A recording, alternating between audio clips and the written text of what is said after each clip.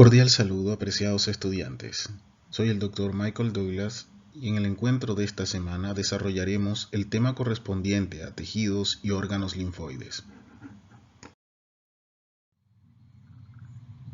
Daremos inicio con el estudio del tejido linfoide, del cual existen dos variantes: tejido linfático difuso y tejido linfático nodular. Antes de adentrarnos en el estudio del tejido linfoide propiamente dicho, es necesario resaltar la importancia morfofuncional de los llamados vasos linfáticos. Estos son las vías a través de las cuales las células y las grandes moléculas retornan a la sangre desde los espacios del tejido conjuntivo. Al ser muy permeables, los antígenos y las células logran entrar a la luz de ellos con facilidad. Los vasos linfáticos eliminan las sustancias y líquidos desde los espacios extracelulares de los tejidos conjuntivos para formar la linfa. A medida que ésta circula, atraviesa los llamados ganglios linfáticos. En los ganglios, las sustancias extrañas son atrapadas por las células dendríticas foliculares y expuestas a las células presentadoras de antígenos para su procesamiento. El tejido linfático difuso es el sitio de las respuestas inmunitarias iniciales. La función principal de este es proteger al organismo de los agentes patógenos. El tejido linfático difuso puede ser observado a nivel del tejido conjuntivo, que hace parte de la lámina propia de los epitelios de revestimiento en el aparato digestivo, urogenital y respiratorio. Los linfocitos, que se encuentran entremezclados con el resto de células de este tejido conectivo, entran en contacto con el antígeno, desplazándose a los ganglios linfáticos, donde sufren proliferación y diferenciación, para luego regresar a la lámina propia en la forma de linfocitos T y B efectores. La importancia del tejido linfático difuso en la protección del organismo contra antígenos se puede evidenciar por dos factores. El primero de ellos es la presencia de células plasmáticas en la lámina propia del tubo digestivo. Esto es señal de que se encuentra activa la secreción de anticuerpos. El segundo factor es la presencia de eosinófilos en la lámina propia de las mucosas digestiva y respiratoria. Esto es señal de inflamación crónica y reacciones de hipersensibilidad. El tejido linfático nodular, nódulo linfático o folículo linfoide son acumulaciones nodulares bien definidas de linfocitos que se hallan contenidas en una malla de células reticulares. Estas estructuras se encuentran asociadas al tubo digestivo, haciendo parte, por ejemplo, de las amígdalas, las placas de Peyer en el intestino delgado o el apéndice vermiforme en el colon. Existe un tejido linfático asociado a mucosas, por sus siglas en inglés MALT, el cual toma una denominación particular cuando se encuentra en determinados órganos y sistemas, llamándose a nivel del intestino GALT y a nivel del aparato respiratorio en los bronquios BALT. También existe tejido linfático nodular asociado a la piel. Este es denominado SALT.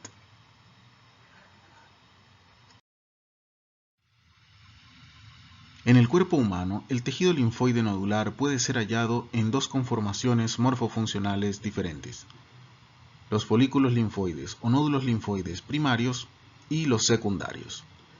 En esta imagen podemos observar dos preparados histológicos teñidos con hematoxilina y eosina a mediano y pequeño aumento, en los cuales podemos observar folículos linfoides primarios.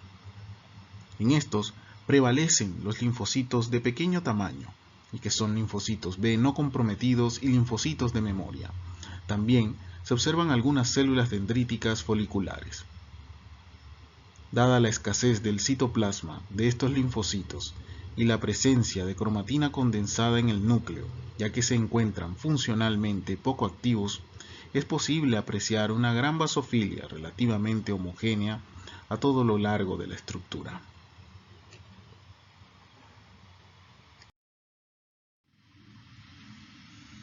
La segunda conformación morfofuncional en la que podemos hallar al tejido linfático nodular en el cuerpo humano son los folículos linfoides o nódulos linfáticos secundarios. Estos son fácilmente reconocibles por la presencia del llamado centro germinativo en su región central. El centro germinativo es la indicación morfológica de la respuesta del tejido linfático a un antígeno e indica la activación de este nódulo linfático. La presencia de linfoblastos y plasmablastos que se encuentran en el centro germinativo y la cromatina laxa que se halla en su núcleo es la responsable de la variación tintorial entre este y la región del manto. La zona del manto es la zona periférica del folículo linfoide secundario y en ella podemos hallar múltiples linfocitos B vírgenes que no han sido estimulados por el antígeno. A esta zona también se le conoce como corona o casquete. Estos linfocitos vírgenes o no activados tienen la cromatina en sus núcleos más condensada. Esta heterocromatina es la responsable de la intensa basofilia que observamos en esta región.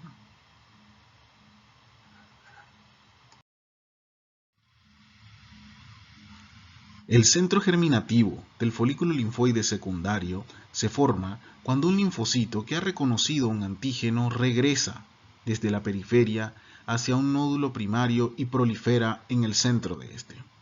La tinción en esta región es más clara, debido a que existe una gran cantidad de células inmaduras como linfoblastos y plasmablastos. Estas células son metabólicamente más activas, por lo tanto la cromatina en su núcleo es laxa o eucromatina. Estas células, linfoblastos y plasmablastos, también tienen mayor cantidad de citoplasma que los linfocitos no activados. Es por eso que la basofilia es menor en esta región. También a nivel del centro germinativo podemos encontrar células dendríticas foliculares, macrófagos y linfocitos T cooperadores foliculares o linfocitos T CD4. La presencia de un centro germinativo en un folículo linfoide es indicación de la proliferación y activación de los linfocitos, la proliferación y diversificación génica de los linfocitos B, así como la generación de los linfocitos B de memoria. También indica la diferenciación de células plasmáticas y la producción de anticuerpos. En resumen, la presencia de un centro germinativo en un folículo linfoide indica que éste se encuentra funcionalmente activo. En la presente diapositiva podemos observar un preparado histológico teñido con hematoxilina y eosina a gran aumento de un folículo linfático o nódulo linfático secundario. En él es posible observar el llamado centro germinativo. El centro germinativo se caracteriza por ser una zona menos basófila que la periferia, llamada corona o zona del manto. La corona o zona del manto se caracteriza por la presencia de múltiples linfocitos.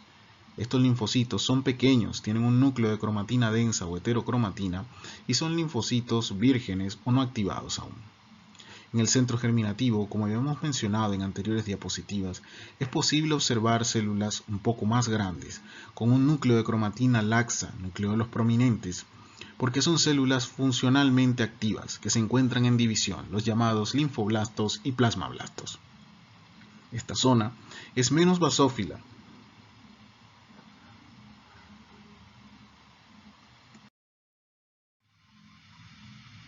A continuación, proseguiremos con el estudio de los tejidos y órganos linfoides, siendo el primer órgano linfoide que estudiaremos el ganglio linfático. El ganglio linfático es un órgano encapsulado pequeño que se encuentra en el trayecto de los vasos linfáticos. Al ser un órgano macizo, se encuentra constituido por un estroma formado por tejido conjuntivo que arma una cápsula y trabéculas y un parénquima linfoide. El ganglio linfático posee vasos linfáticos aferentes. Estos transportan la linfa hacia el ganglio y lo penetran en varios puntos de su superficie convexa a nivel de la cápsula. Por otro lado, los vasos linfáticos eferentes extraen la linfa del ganglio a la altura del hilio del órgano. También es posible hallar cavitaciones que transportan la linfa en el interior del ganglio denominadas senos, así como vasos sanguíneos representados por arterias y venas.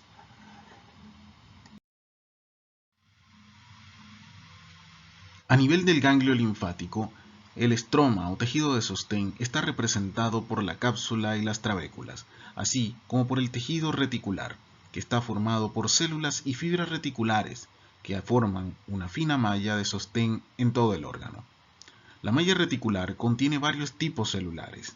El primero de ellos son las células reticulares. Estas son indistinguibles de los fibroblastos. Su función es la síntesis de colágeno tipo 3 y expresan moléculas de superficie. También producen sustancias que atraen a los linfocitos T, B y a las células dendríticas. Luego, tenemos a las células dendríticas. Estas son células presentadoras de antígeno derivadas de la médula ósea que expresan moléculas del complejo mayor de histocompatibilidad tipo 1 y tipo 2. Estas últimas, las tipo 2, se encuentran en alta concentración, así como también producen moléculas coestimuladoras. Estas células son las responsables de presentar antígenos a los linfocitos T. En esta malla reticular también es posible hallar macrófagos. Estos son células de función fagocítica, pero también presentadoras de antígeno, y expresan moléculas del complejo mayor de histocompatibilidad tipo 1 y tipo 2. En los macrófagos, la expresión de moléculas del complejo mayor de histocompatibilidad tipo 2 y coestimuladoras es mucho menor que el de las células dendríticas. Luego tenemos a las células dendríticas foliculares. Estas poseen una gran cantidad de prolongaciones que se interdigitan entre los linfocitos T que hacen parte del centro germinativo del folículo linfático. Estas células dendríticas foliculares adhieren complejos antígeno-anticuerpo, ya que poseen receptores para la subunidad Fc de los anticuerpos. Las células dendríticas foliculares no son células presentadoras de antígeno, no poseen tampoco moléculas del complejo mayor de histocompatibilidad tipo 2. En la presente diapositiva podemos observar una representación esquemática de un ganglio linfático, en la cual resalta el estroma. El estroma es representado por una cápsula dibujada de color verde olivo, así como por trabéculas que se desprenden de esta.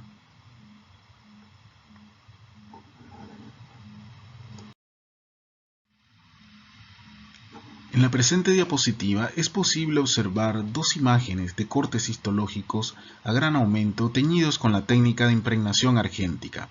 En ellos podemos observar la región superficial de un ganglio linfático, en la cual podemos observar a la izquierda el fino entramado de fibras reticulares que constituyen el andamiaje estructural del interior del órgano.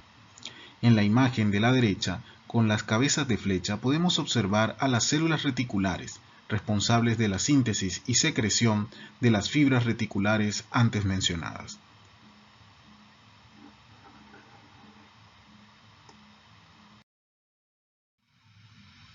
En la presente diapositiva es posible observar dos imágenes histológicas, una de microscopía electrónica de transmisión a la izquierda, en la cual es posible observar a una célula reticular en pleno proceso de exocitosis de las fibras reticulares, así como su relación con los linfocitos circundantes. También es posible observar una representación esquemática de una célula dendrítica folicular, con sus prolongaciones que interdigitan a los linfocitos circundantes. También observamos hacia la derecha un corte histológico teñido con hematoxilina y eosina a mediano aumento de un ganglio linfático, con un recuadro a gran aumento en el que es posible observar a las células reticulares. En este tipo de técnicas de coloración es muy difícil observar las fibras reticulares.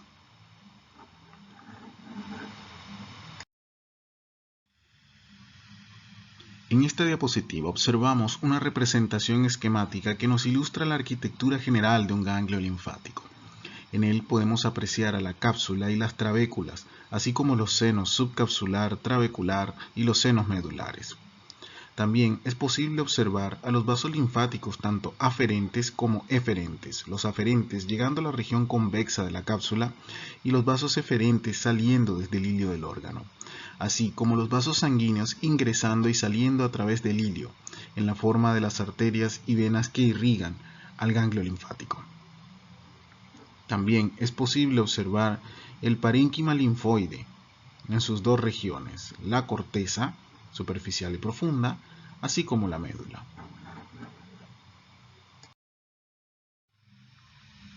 En el ganglio linfático, el parénquima linfoide se organiza formando una corteza y una médula.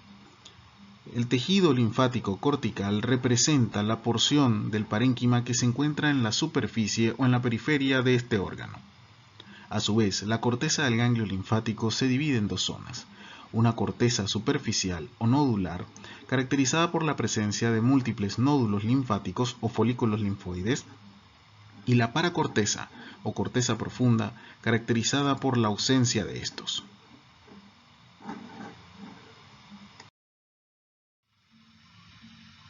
La porción más superficial del parénquima linfoide en el ganglio linfático se denomina corteza superficial. Esta se caracteriza por la presencia de linfocitos organizados en nódulos o folículos linfáticos. Estos pueden ser primarios o secundarios. En la presente diapositiva es posible observar dos cortes histológicos, ambos teñidos con hematoxilina y eosina, de la corteza superficial de un ganglio linfático. En ellos se puede apreciar a mediano y gran aumento la estructura general de un folículo linfático o nódulo linfoide. En la imagen de la derecha podemos apreciar el centro germinativo y la corteza o zona del manto. En la imagen de la izquierda, a mayor aumento, podemos apreciar las características histológicas de los linfoblastos y plasmablastos que constituyen al centro germinativo, así como también algunas células dendríticas foliculares.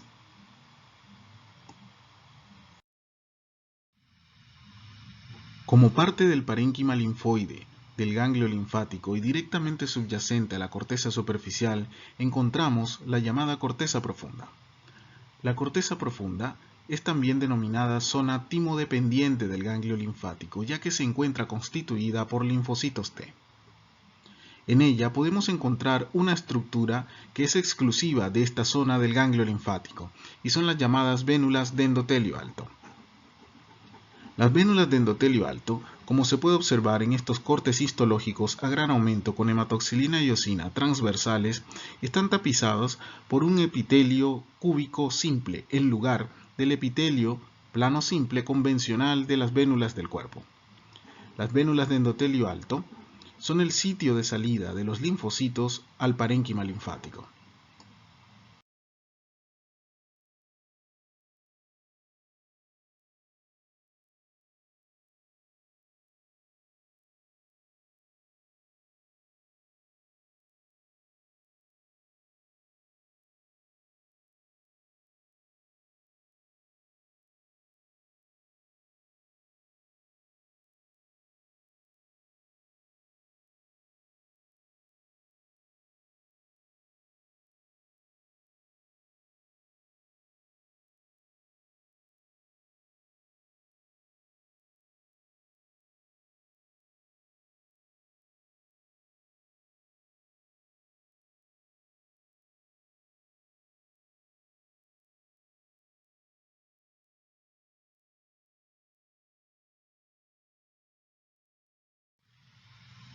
La migración de los linfocitos vírgenes a través de las venas de endotelio alto en dirección hacia el ganglio linfático está mediada por moléculas de adhesión y quimiosinas específicas.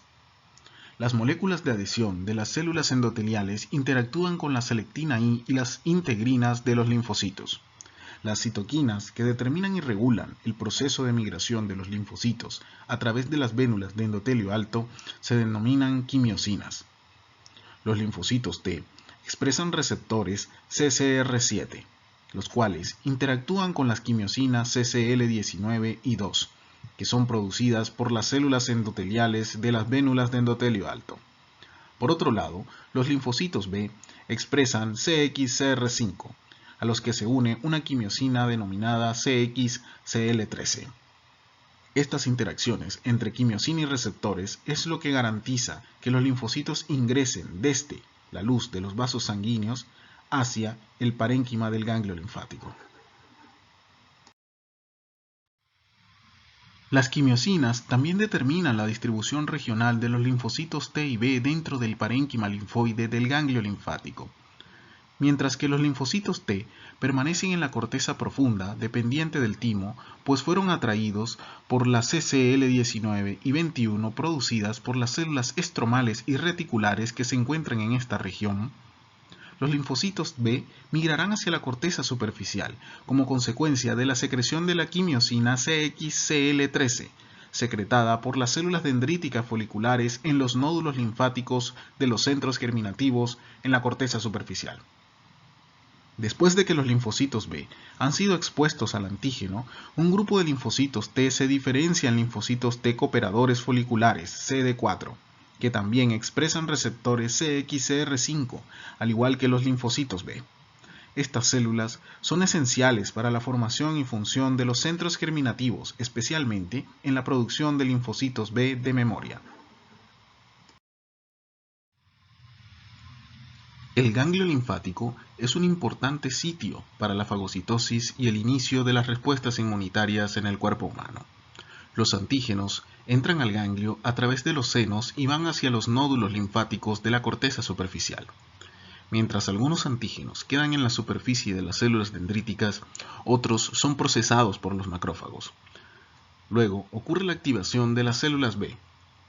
Estas se diferencian en plasmablastos, células plasmáticas y linfocitos B de memoria. Las células plasmáticas migran a los cordones medulares, donde sintetizan anticuerpos y los liberan a la linfa de los senos medulares. Los plasmablastos salen del ganglio hacia la médula ósea, donde se diferencian en plasmocitos, que secretan anticuerpos durante largos periodos de tiempo. Los linfocitos B de memoria salen al torrente sanguíneo y circulan por todo el organismo, donde van a proliferar como respuesta a exposiciones posteriores a antígenos específicos similares. Los linfocitos T entran y salen de los órganos linfáticos secundarios.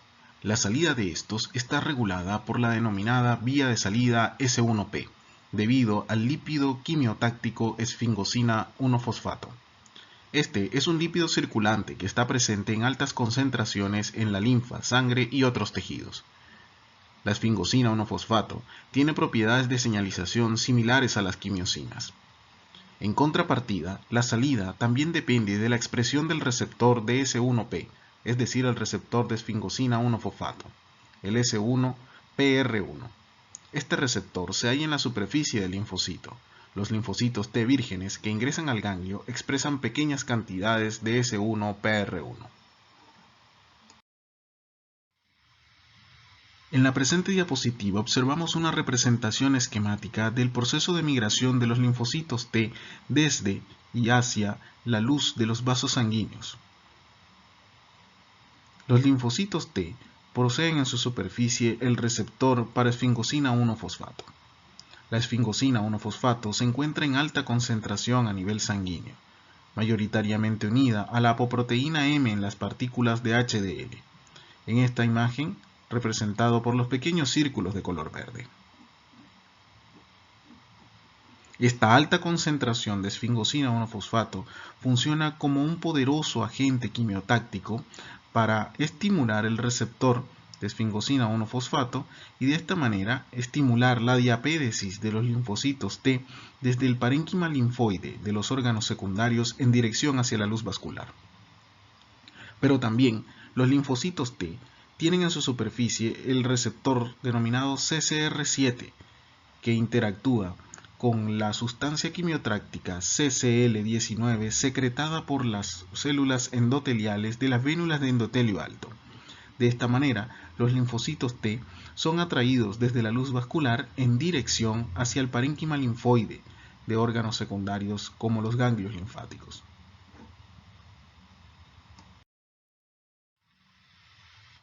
El receptor de esfingosina 1-fosfato es una estructura dinámica. Su expresión está regulada a la baja en los linfocitos que se encuentran a nivel de la sangre y la linfa. Esto genera que los linfocitos vírgenes salgan a los órganos linfoides desde la luz de los vasos sanguíneos. Esta salida es ayudada por la señalización del CCR7. Existe una proteína denominada CD69 Esta forma un complejo con el receptor de esfingosina 1-fosfato, regulando a la baja a este receptor en los órganos linfoides. De esta forma se promueve la retención de las células T que fueron activadas dentro del ganglio linfático. Otra molécula importante es la dinamina 2. Esta internaliza al receptor de esfingosina 1-fosfato. Esto ocurre a nivel de los ganglios linfáticos, que son lugares en los cuales hay una baja concentración de esfingosina 1-fosfato. Este es el mecanismo por el cual se impide la salida de los linfocitos de los órganos linfoides.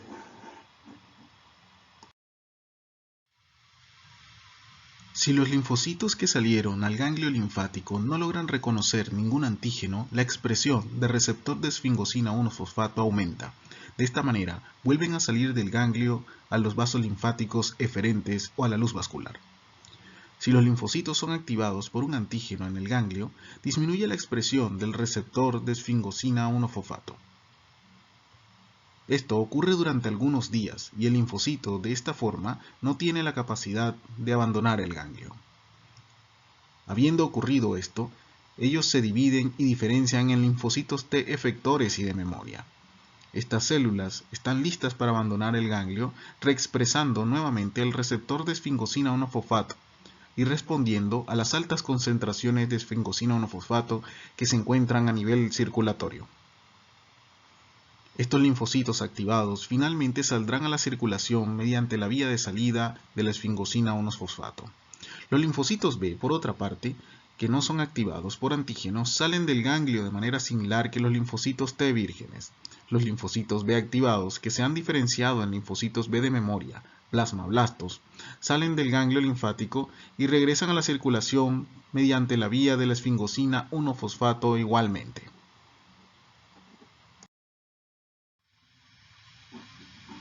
El parénquima linfoide, a nivel del ganglio linfático en su porción más profunda, forma la médula. En la médula encontramos los llamados cordones medulares.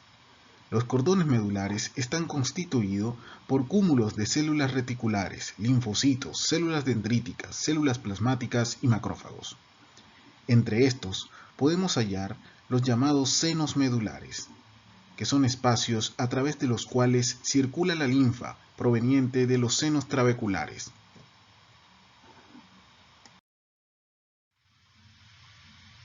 En la presente diapositiva podemos observar un corte histológico teñido con hematoxilina y eosina a mediano aumento del parénquima linfoide de la médula de un ganglio linfático.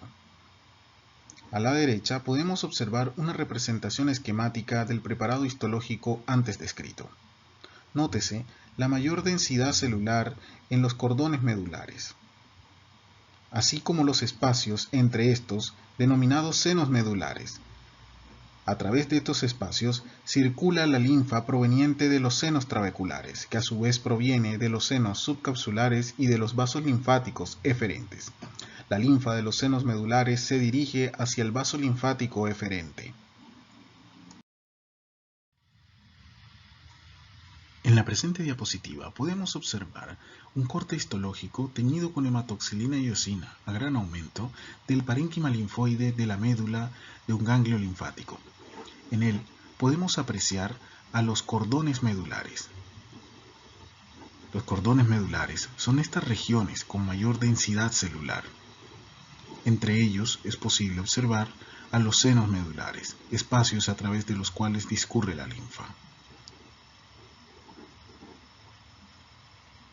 Tanto en los cordones medulares como en los senos medulares, la linfa entra en contacto con el tejido linfoide medular.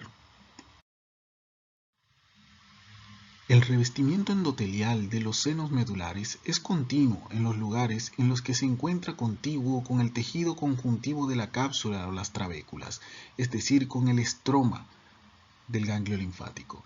Por otro lado, es discontinuo en las regiones en las que se encuentra en contacto con el parénquima linfático, para favorecer la interacción entre los posibles patrones antigénicos que viajan en la linfa y el tejido linfoide.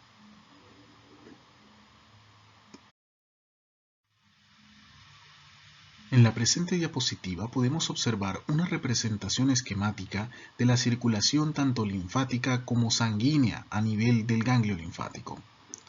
En la mitad izquierda de la representación esquemática vemos la circulación linfática. La linfa llega al ganglio linfático a través del vaso linfático aferente. Inmediatamente se distribuye a través del seno subcapsular, para luego dirigirse hacia la médula a través de los senos trabeculares, que acompañan a las trabéculas en dirección a la médula del ganglio. A nivel de la médula del ganglio, la linfa discurre a través de los senos medulares, para luego ser recolectada en los vasos linfáticos eferentes que nacen a partir del hilio del ganglio. Por otra parte, en la mitad derecha de la representación esquemática podemos observar la circulación sanguínea a nivel del ganglio. La sangre entra en el ganglio a través de la arteria y se distribuye, capilarizándose a nivel de la corteza superficial del ganglio linfático, para luego retornar en la forma de vasos venosos que drenan la sangre a través del hilio del órgano. De esta manera, la linfa entra por un polo del ganglio y sale por otro, mientras que la sangre entra y sale a través del hilio. En la presente diapositiva podemos observar una representación esquemática de la circulación linfática dentro del ganglio. La linfa llega al ganglio a través de los vasos linfáticos aferentes que perforan la región convexa de la cápsula del ganglio. La linfa se distribuye a través de los senos subcapsulares que se encuentran subyacentes a la cápsula del ganglio, para luego dirigirse a través de los senos trabeculares hacia la médula. Los senos trabeculares siguen a las trabéculas en dirección al centro del ganglio. La linfa a nivel de la médula del ganglio se distribuye en los llamados senos medulares, para luego ser recogida por el vaso linfático eferente, el cual abandona el órgano a través del hilio. En la presente diapositiva podemos observar dos cortes histológicos, ambos teñidos con hematoxilina y eosina, el de la izquierda a pequeño aumento y el de la derecha a mediano aumento, de un ganglio linfático, concretamente de su región capsular.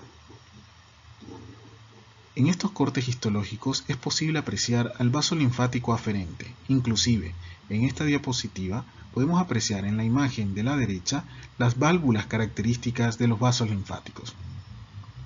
La linfa que llega al ganglio linfático a través de este vaso aferente que perfora la cápsula en su región convexa distribuye a la linfa a través del seno subcapsular. En el preparado histológico puede apreciarse el seno subcapsular directamente debajo de la cápsula del órgano. El único órgano linfoide en el cual existen vasos linfáticos aferentes que atraviesan su cápsula es el ganglio linfático. Por lo tanto, la presencia de estas estructuras es una particularidad morfológica de este órgano.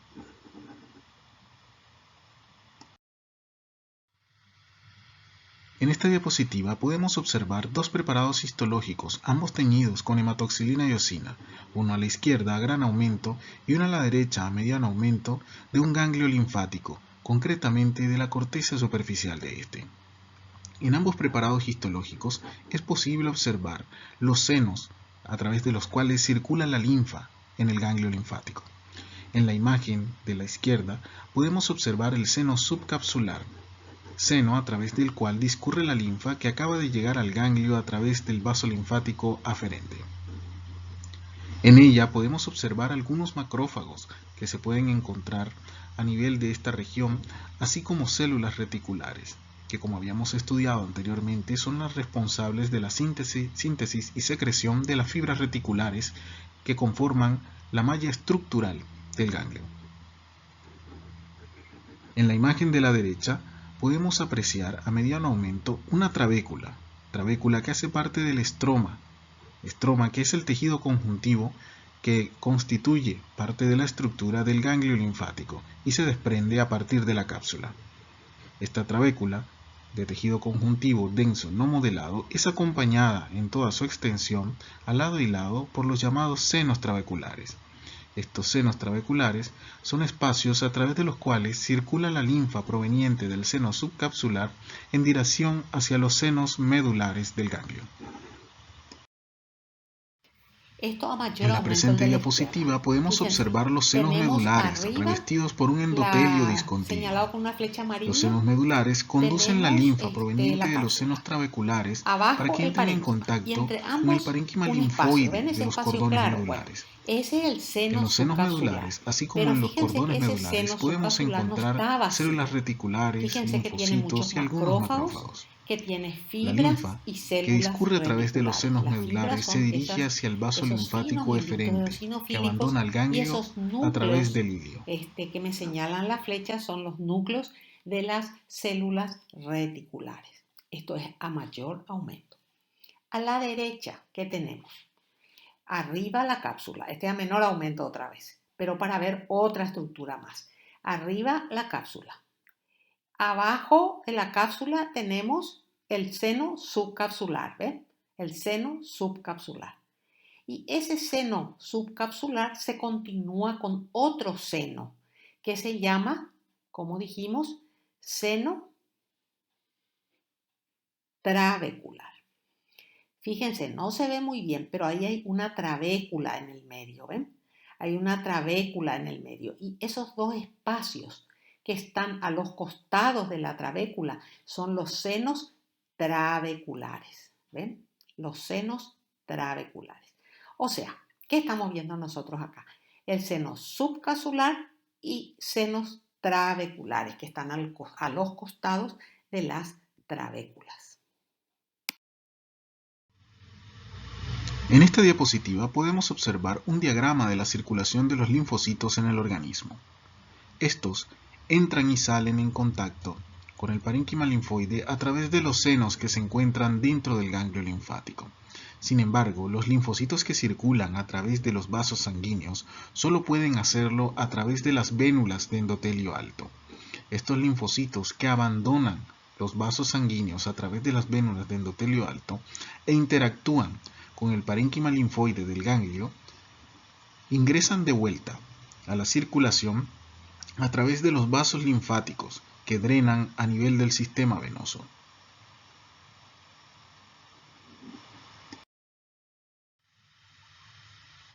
Como resumen de lo estudiado hasta ahora, tenemos que el ganglio es un sitio importante de fagocitosis e iniciación de respuestas inmunes en el cuerpo humano. Sabemos también que los antígenos que se transportan a través de la linfa son filtrados a través de los senos y penetran en los nódulos linfáticos para iniciar una respuesta inmunitaria. En el ganglio, los antígenos generan el procesamiento y activación de los linfocitos T, produciéndose la diferenciación de estos en plasmocitos productores de anticuerpos y linfocitos B de memoria. Los plasmocitos migran a los cordones medulares y liberan anticuerpos hacia la linfa que fluye por los senos. Los linfocitos B de memoria abandonan el ganglio y circulan hacia las regiones del organismo donde pueden proliferar en respuesta a la exposición ulterior a un antígeno específico similar. A continuación, proseguiremos con el estudio de los tejidos y órganos linfoides mediante el análisis morfofuncional del timo. En la presente diapositiva podemos observar un corte histológico teñido con hematoxilina y eosina a pequeño aumento del timo. En él se puede apreciar la estructura general del órgano, representada por los famosos lobulillos tímicos. Estos se encuentran divididos entre sí por trabéculas de tejido conectivo emitidas por la cápsula. El parénquima tímico se encuentra organizado en la corteza y la médula tímica.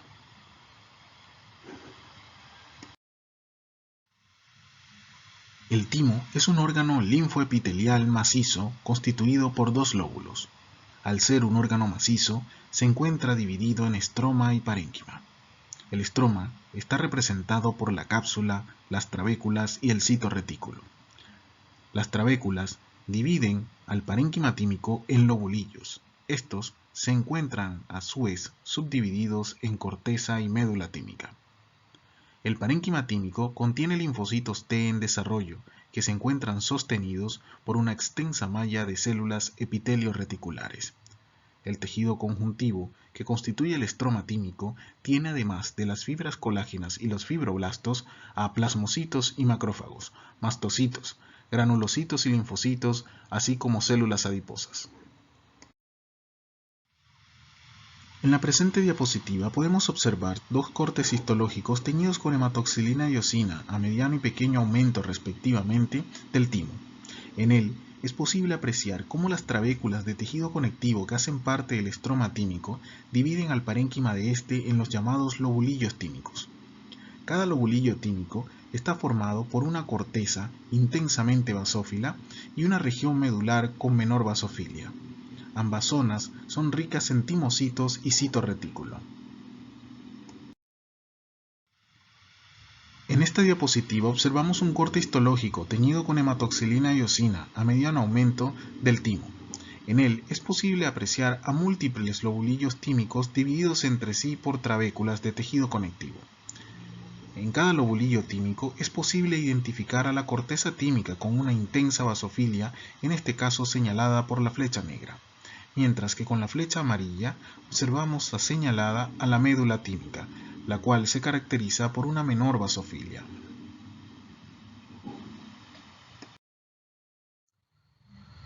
En la presente diapositiva podemos observar un corte histológico donde se ilustra la estructura general del timo, en la forma de un preparado histológico teñido con hematoxilina y eosina a pequeño aumento. En él podemos apreciar múltiples lobulillos tímicos separados entre sí por trabéculas de tejido conectivo. También se aprecia una porción de la cápsula haciendo parte del estroma del timo. También podemos identificar a la corteza tímica, representada por las regiones de intensa basofilia ilustradas en la imagen. También es posible apreciar a la médula tímica, haciendo parte de cada uno de estos lobulillos como una región menos basófila que la corteza. En ambos lugares, tanto en corteza como médula, encontramos timocitos y células reticulares.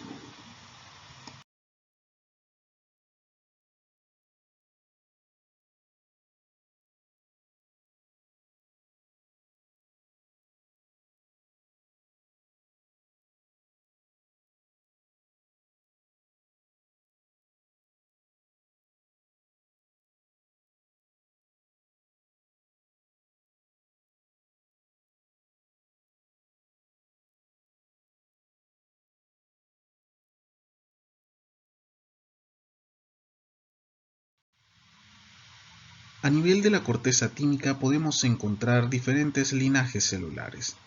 Los timocitos, provenientes de las colonias formadoras de linfocitos de la médula ósea, aparecen en esta representación esquemática como pequeños círculos blancos con puntos negros que representan sus núcleos. Luego, tenemos a los macrófagos corticales. Estos son responsables de la fagocitosis de los linfocitos T que no cumplen con las exigencias de la educación tímica. Los macrófagos corticales del timo son Paz positivos debido a la gran cantidad de lisosomas que contienen en su citoplasma. Luego, tenemos a las células epitelio reticulares. 3 de sus variedades se encuentran a nivel de la corteza del timo. Las células epitelio reticulares, tipo 1, tipo 2 y tipo 3. Las tipo 1 hacen parte de la barrera hematotímica, formando un límite entre el parénquima cortical y la cápsula del órgano. Estas células epitelio reticulares tipo 1 rodean la adventicia de los vasos sanguíneos y se unen firmemente entre sí a través de zónulas ocluyentes. Las células epitelio reticulares tipo 2, representadas en el esquema con un color amarillo pálido, son células profesionales presentadoras de antígeno, siendo capaces de expresar moléculas del complejo mayor de histocompatibilidad tipo 1 y tipo 2. Se unen firmemente entre sí a través de desmosomas que se anclan a los filamentos intermedios de su citoesqueleto. Son células con núcleos grandes y pálidos y compartimentalizan la corteza, como se observa en esta representación esquemática. Luego tenemos a las células epitelio reticulares tipo 3. Estas células, junto con las tipo 4 que hacen parte de la médula, forman un límite entre corteza y médula. Las células epitelio reticulares tipo 3 se unen firmemente entre sí a través de zónulas ocluyentes, formando una especie de barrera córtico-medular.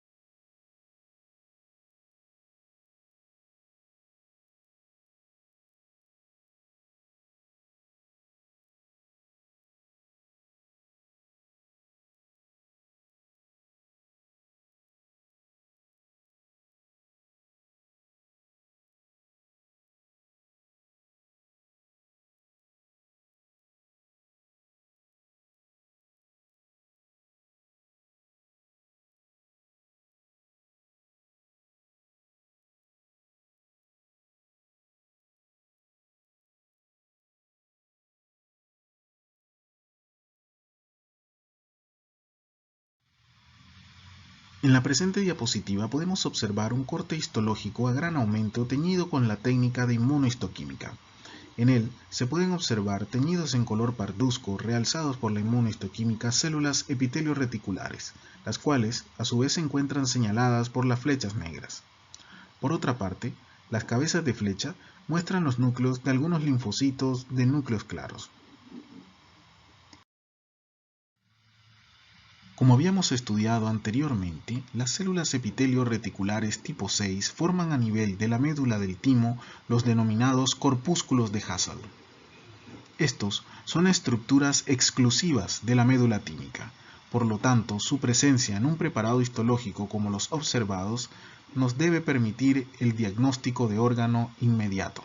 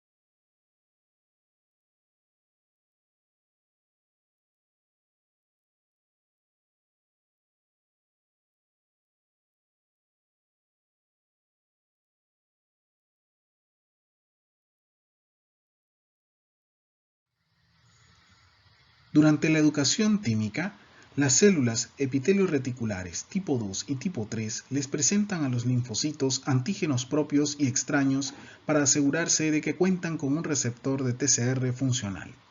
Si el linfocito reconoce las moléculas de complejo mayor de histocompatibilidad propias y los péptidos propios con suficiente afinidad como para generar las señales de supervivencia, supera el proceso de selección positiva. Si los receptores linfocitarios no reconocen las moléculas del complejo mayor de histocompatibilidad propias, el linfocito es eliminado por un proceso denominado muerte por negligencia. Los linfocitos con receptores que reconocen las moléculas de complejo mayor de histocompatibilidad tipo 1 se convierten en linfocitos TCD8 y pierden el CD4. Los linfocitos que reconocen las moléculas propias del complejo mayor de histocompatibilidad tipo 2 se convierten en linfocitos TCD4 y pierden el CD8.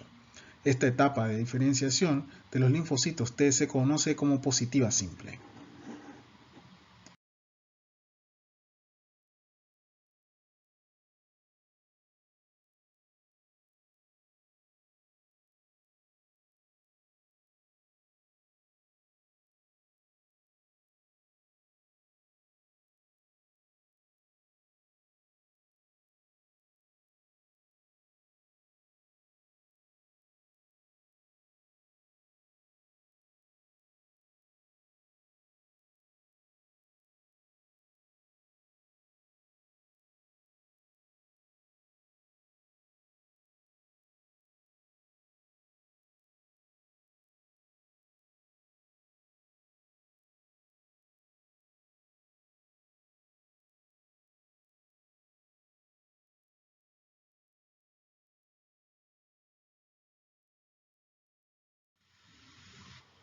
Para proteger a los linfocitos en desarrollo que se encuentran en el timo de la exposición a los antígenos propios del cuerpo o externos que puedan circular a través de la sangre, existe la denominada barrera hematotímica. Esta barrera está constituida por un endotelio vascular continuo, formado por un epitelio plano simple con células firmemente unidas por uniones ocluyentes. Debajo de ellas encontramos la lámina basal continua. Por fuera, una capa de pericitos. Luego, macrófagos que patrullan la periferia de los vasos, así como células epitelios reticulares que se encargan de separar a las sustancias que puedan escapar de los vasos y que no sean fagocitadas por los macrófagos del contacto con los linfocitos que se encuentran en el timo. Continuando con el estudio de los órganos linfoides, a continuación analizaremos la estructura histológica del vaso. El vaso es el órgano linfoide de mayor tamaño en el cuerpo humano. Es un órgano macizo, por lo tanto, tiene una estructura constituida por un estroma de tejido conjuntivo con miofibroblastos que conforman su cápsula y trabéculas. El parénquima esplénico está formado por la pulpa roja y la pulpa blanca. Estructuralmente posee un hilio, que es el sitio a través del cual entran y salen la arteria y vena esplénica, así como es el sitio a través del cual discurren nervios y vasos linfáticos. Funcionalmente, el vaso se encarga de la filtración inmunológica de la sangre.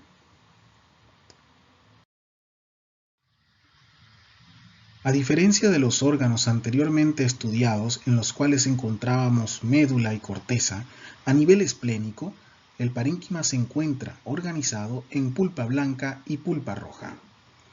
La pulpa blanca está constituida por tejido linfoide, tanto difuso como nodular, mientras que la pulpa roja se encuentra constituida por senos venosos, cordones esplénicos o cordones de Billroth y abundante cantidad de eritrocitos en senos y cordones, de allí su coloración rojiza en los preparados histológicos en fresco. En el parénquima esplénico, la pulpa blanca está compuesta por tejido linfático, el cual en su mayor parte está representado por linfocitos. La heterocromatina densa en el núcleo de estos linfocitos da la característica basofilia a la pulpa blanca en los preparados histológicos de rutina. Alrededor de la arteria central encontramos la vaina linfática periarterial. La vaina linfática periarterial se encuentra constituida por linfocitos T, por lo tanto, es la denominada zona timodependiente del vaso.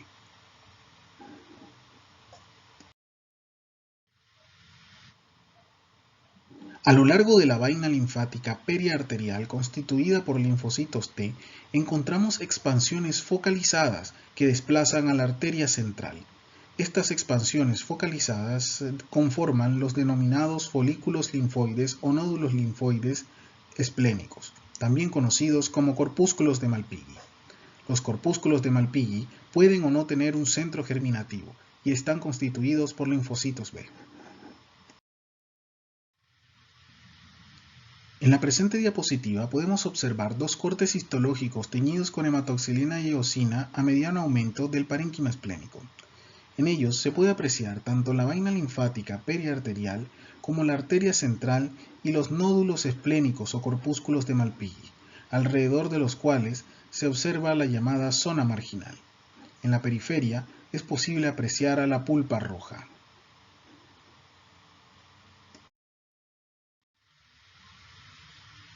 En la presente diapositiva podemos observar un preparado histológico teñido con hematoxilina y eosina a mediano aumento del parénquima esplénico. En él es posible apreciar una particularidad morfológica del vaso, y es la presencia de un vaso sanguíneo asociado a un folículo linfoide, en este caso la arteria central asociada a un corpúsculo de Malpighi. La presencia de esta estructura representa una particularidad morfológica que nos permitiría hacer el diagnóstico de órgano. En el folículo linfoide esplénico o corpúsculo de Malpighi es posible observar, señalado con la flecha negra, el centro germinativo. En la periferia se observa la zona del manto y la vaina linfática periarterial alrededor de la arteria central. En las regiones más laterales, más periféricas de la diapositiva, se puede observar la pulpa roja. La migración de los linfocitos T y B a nivel esplénico es un poco diferente a la que habíamos observado a nivel del ganglio linfático. En el vaso, por ejemplo, no hay vénulas de endotelio alto, por lo que la salida de los linfocitos desde la circulación no está regulada y no se necesitan moléculas de adhesión. Los linfocitos T y B son atraídos a la superficie externa de las arterias pequeñas y arteriolas que componen a la pulpa blanca. La distribución de estos en la vaina linfática periarterial o en los nódulos linfáticos o corpúsculos de Malpighi depende de la producción de diversas citoxinas por parte de las células estromales y de la expresión de los receptores en un proceso semejante al que ocurre en el ganglio linfático. Receptores, cuales son en el caso de los linfocitos T el CCR7 y en el caso de los linfocitos B el CXCR5. La salida de los linfocitos desde la pulpa blanca a la roja está regulada e implica la vía de la efingosina 1-fosfato, similar a la que habíamos descrito anteriormente en el ganglio linfático. Los linfocitos atraviesan el vaso a gran velocidad y cerca de la mitad de todos los linfocitos circulantes lo hacen cada 24 horas. La pulpa roja a nivel esplénico está constituida por una gran cantidad de eritrocitos que son filtrados y degradados a nivel de los sinusoides esplénicos, entre los cuales encontramos también parénquima esplénico organizado en cordones.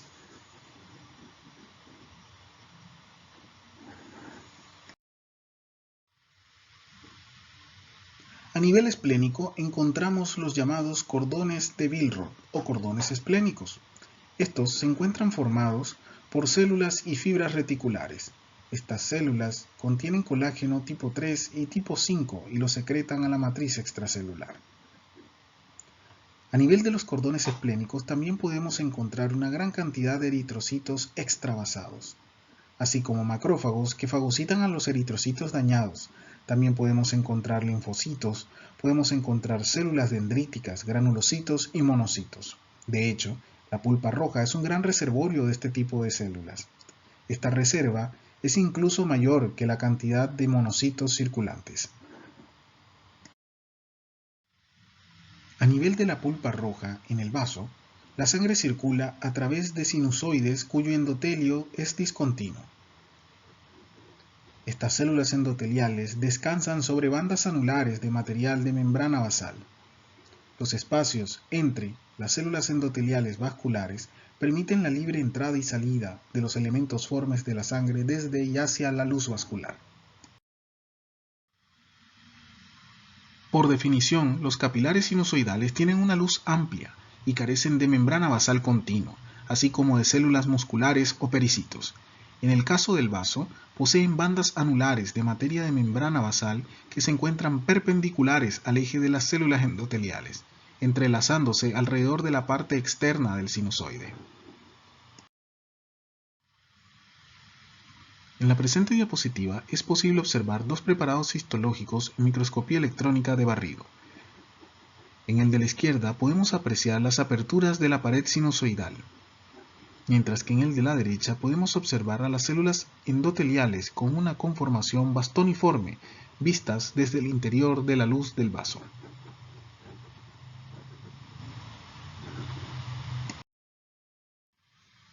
En el vaso, la sangre que circula a través de la arteria trabecular se dirige a la arteria central que emite ramas hacia la propia pulpa blanca y de allí hacia los sinusoides de su periferia, los llamados sinusoides marginales. Una parte de la sangre sigue a través de la arteria central y llega hacia la arteriola peniciliada. Esta sangre discurre a través de los capilares envainados hasta entrar en contacto con los cordones esplénicos. De allí pasa a los sinusoides esplénicos y es drenada por la vena de la pulpa. La vena de la pulpa conduce la sangre venosa hacia la vena trabecular. A esto se le denomina circulación esplénica abierta. En la presente diapositiva podemos observar dos cortes histológicos teñidos con hematoxilina y eosina a gran aumento. En ellos se pueden apreciar algunos de los componentes de la circulación sanguínea del vaso. En el de la izquierda podemos observar un capilar envainado, rodeado por macrófagos. En la imagen de la derecha podemos observar a dos arteriolas peniciliadas, caracterizadas por la presencia de músculo liso en su pared. También es posible observar un cordón esplénico, así como un sinusoide.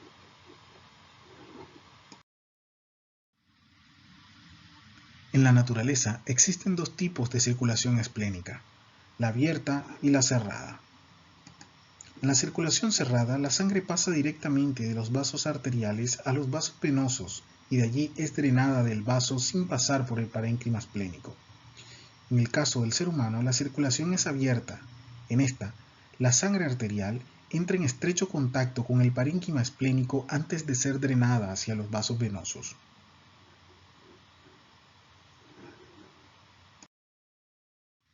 Desde el punto de vista funcional, las células profesionales presentadoras de antígeno presentes a nivel esplénico se encargan de la iniciación de la respuesta inmunitaria. A nivel esplénico, estas células presentadoras de antígeno se encargan de la activación y proliferación de linfocitos T y B, así como de la producción de anticuerpos contra antígenos presentes en la sangre circulante.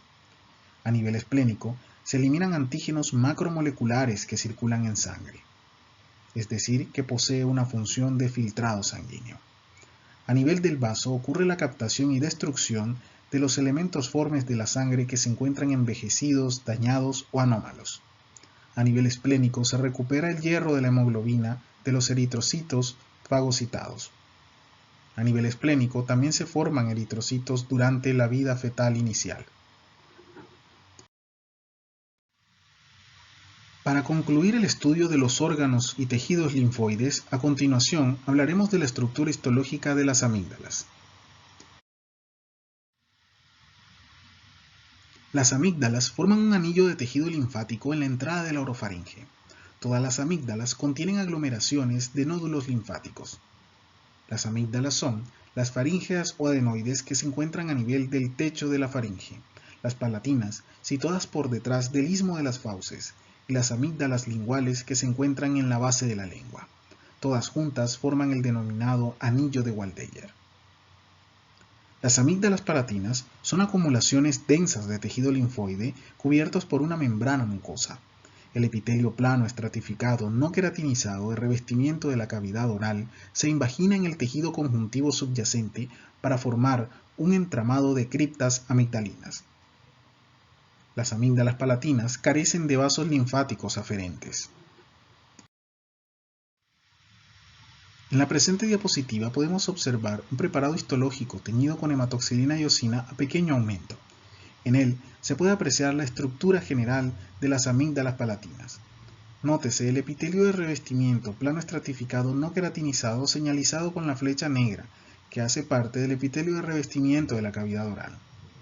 Es posible observar también la invaginación de este hacia el interior del tejido conectivo formando las llamadas criptas amigdalinas. Es también notable la gran cantidad de tejido linfoide, tanto difuso como nodular, que acompaña a las criptas amigdalinas y que se encuentra a nivel de la lámina propia del epitelio de revestimiento.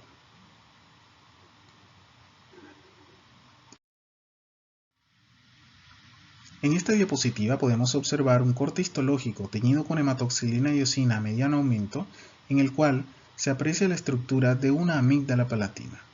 Se puede observar el epitelio plano estratificado no queratinizado que reviste la superficie de este órgano, en este caso señalado con la flecha naranja. Es posible observar, señalado con la flecha negra, la invaginación de este epitelio hacia el interior del tejido conectivo formando las criptas amigdalinas. También con la flecha amarilla se observa un folículo linfoide, en este caso de tipo secundario, a nivel de la lámina propia del epitelio de revestimiento de la amígdala. Es posible observar también gran cantidad de tejido linfoide difuso.